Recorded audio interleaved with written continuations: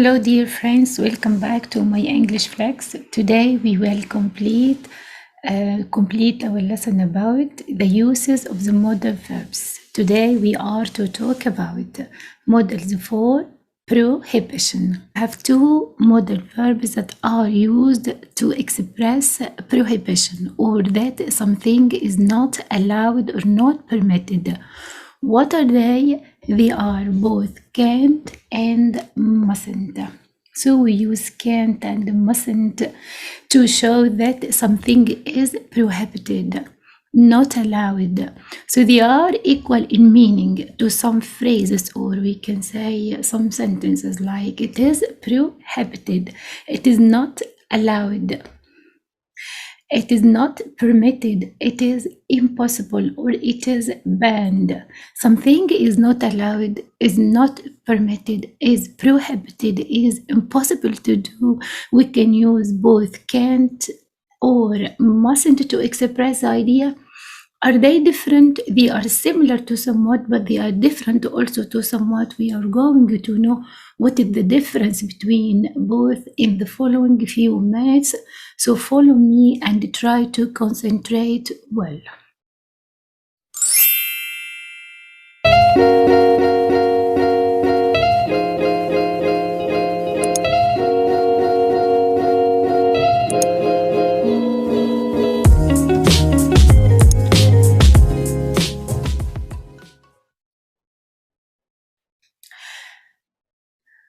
First of all, we have to say that both mustn't and can't as modal verbs are followed by infinitives, by bare infinitives or base forms of the verb, and both express prohibition both in the present and in the future. They express prohibition both in the present and in the future. Let's talk to somewhat about each one and to show what is the difference between them. About can't, as a full form it is cannot, and short form it is can't, like this. And about can't, it is used to show that something is against the rules or against the law when we don't make the rule.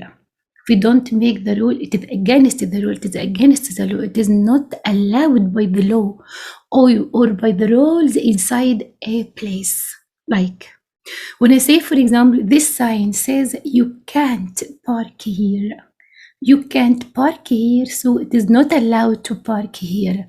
You can't by the law, you can't by the rule of the place. Another idea, if we say you can't take photos, you can't take photos at the museum. So there is a rule inside the museum that prohibits, that does not permit or allow anyone to take photos in the museum. So about can't, it expresses the idea more about the rules, about the laws in a place that we cannot do something because it is prohibited by the rules or by the laws of a place. Now let's move to must not. It is a short form mustn't. And try to concentrate well in the pronunciation. It is pronounced differently to somewhat. Must not, it is mustn't. Mustn't. The t after the s sound is not pronounced here. So it is mustn't. Again, I assure the idea that mustn't also is followed by, it is also followed by bare infinitive. And let's move to this idea.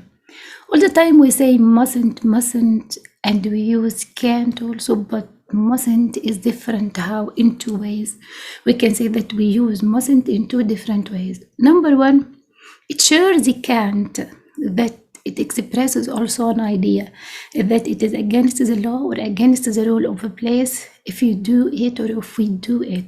So it is common in public signs in order to inform people of the rules and laws. Here, mustn't and can't are the same. Here, mustn't and can't are the same to give the idea of prohibition by laws or by the rules. Like for example, Guests mustn't make noise after 10 p.m. Parents must talk to the teachers at school, for example. Second idea to talk about mustn't, that which makes it different, completely different from can't, is that we can use mustn't in a subjective way to express a personal point of view, to give an idea, personal, specific point of view or personal idea of the speaker. So the prohibition here is formed by the speaker. It is the point of view of the speaker. It is the idea of the speaker. So mustn't here is much more subjective. Like, for example, when a parent talks to a child, you mustn't stay up late. When a teacher talks to a student, you mustn't be late for the class.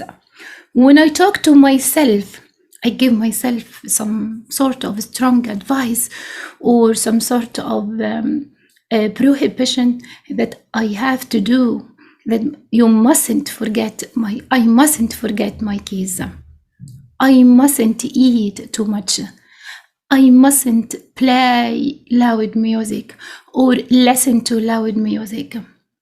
I mustn't eat junk food. I mustn't play too many video games. So now I ban something for myself.